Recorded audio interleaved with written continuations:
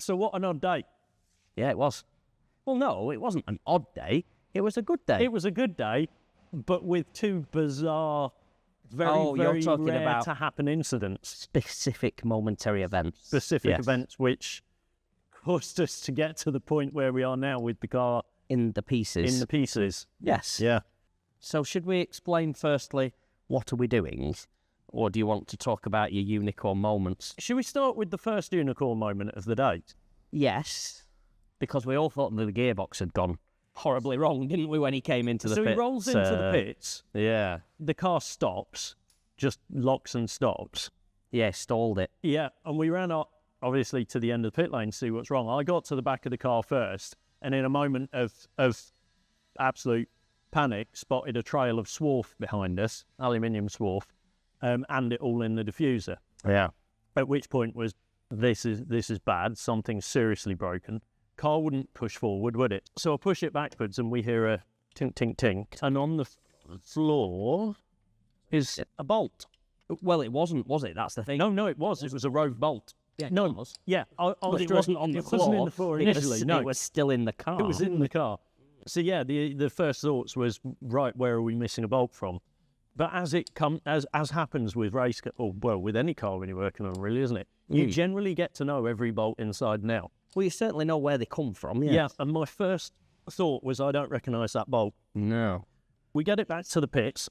We're going through everything, weren't we? And we found that there's no bolts missing. There was swarf everywhere, wasn't there? On the Swarf diffuser. everywhere. It looked like something had come from above. Yeah. Really. On first inspection, anyway, didn't it? Mm-hmm. And the wheel, when we took it was when we then unbolted and took the wheel off and started looking in there, we realised that the whole inside of the wheel was scored and cut round. And then we spot on top of the brake caliper, the bolt isn't actually ours, because A, it's not missing from anywhere, B, you can tell it's not one of our bolts we use. Yeah. And then we can see on top of the caliper where the thread has been wedged. It's basically somewhere on track. A bolt has managed to jump up inside the wheel, run round the wheel, and go thread side first into the caliper, where the head then obviously jammed against the wheel. Yeah, and then basically when it's got round to the caliper, has found it has nowhere to go. No, apart from through the wheel. Yes, that was oddity number one. Oddity number one. So, as it transpired, nothing to do with us in any way, shape or form, but we were the victims. So once we'd cleaned everything up, double-checked everything, car went back out. Happy driver, enjoying his time in the car, and some clean runs. Yeah, some good runs. He was happy with the setup. Yeah. The wheel was all right in the end, actually, wasn't it? It's a bit grey. Well, we actually switched to slicks at that point, didn't we? No, it was drying out. Switched from slicks. No, we switched from wets. Did we? Or did we? No. It happened at the beginning. No, I can tell you we finished, we swapped. Let's find out which wheel has a groove in it. Because of that wheel there, right? Excellent. So we switched from slicks to wet. Yeah. And then back to slicks and then later back on. To slicks. Yeah. That's right. So, cool story. Cool story. Unicorn number 2. We're all on the pit wall, watching. Car's been going around quite happily, hasn't it? Last session. Luckily. Last session. Lap times are getting longer and longer. Shorter and shorter. Sorry, shorter and shorter. That's all right. Yeah. He's already done, what, 20 odd minutes of good running? So it was about mid-session, wasn't it? And the last one was 40 minutes. So all's looking good. And he came around the corner, didn't he? It was the national circuit, so he does the right, left. And as he does that final left-hander, we see him come round, and the car let go on the rear, didn't it? A little extra left. A little too much left. Yeah, drift spec oversteer. Without the steering angle to play. Yeah, right the way round. And he looked, initially missed everything, didn't he? That was the annoying thing. He missed absolutely everything. And then just as he's slowing down, and we think he's about there, the car touches the grass, and as we know, less friction means more slidey. Yes. And that's where it went. Yeah, is that the wheel? That is the wheel. Yes, as you can see. Unicorn number 2 is that somehow, somewhere and somewhere along the process, we managed to pick up a second rogue, not ours, bolt. Which punctured the tyre, because it is now completely flat. Yeah, this both sides of the car here as well, of course, because the first one was on the left side, this And one's this on is the right side. Well, Yeah. which is poignant, it being on the right side, because he's doing a left-hander, which means all the weight gets transferred to the right, and this is on the outside. Yes. And you can already see where it's not been making contact. Yeah.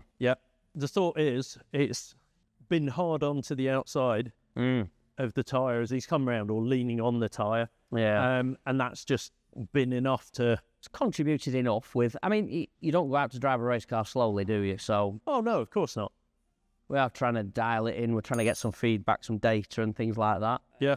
And we were on for very, very good times. Unfortunately, that wasn't a quick lap. No, I think that combined with the fact that, I mean, when he came in, the tyre was already half down, wasn't it? So Yeah.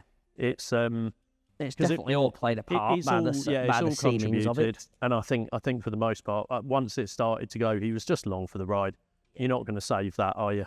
No, very unlikely. I don't care how Tokyo Drift you are, that was just too far. Yes. So we've obviously the damage to the back end, rear body. We've got damage to the diffuser, Wing deck. mounts, top clam. Yeah, Checking for fluids on this corner. yeah. With no back boxes anymore. No, yeah, no back boxes. Yeah, they're done. It does seem like the replaceable parts or fixable parts took the worst of the brunt. Well, we think we've found a potential issue here in that we have stretch rather than compression. Yeah, on the because of rear course arm, it was towing in slightly. You could see would- it. as it stretched it out, we're actually towed outward, backward, Yeah. giving us towing forward. Yes, There we go. That's the adventures that's what's of happened. the So, Mosler yeah, in the last round.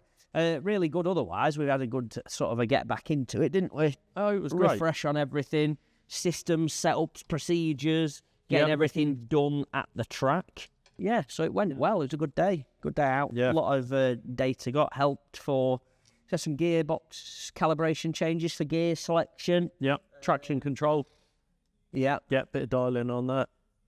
didn't get a chance to play with our aero sensor, unfortunately. No, I'll have to wait till next time. But yeah, otherwise, yeah, good yeah, day. It was a good day. And luckily, we can all have a tinker on the car now and get things right for the most part.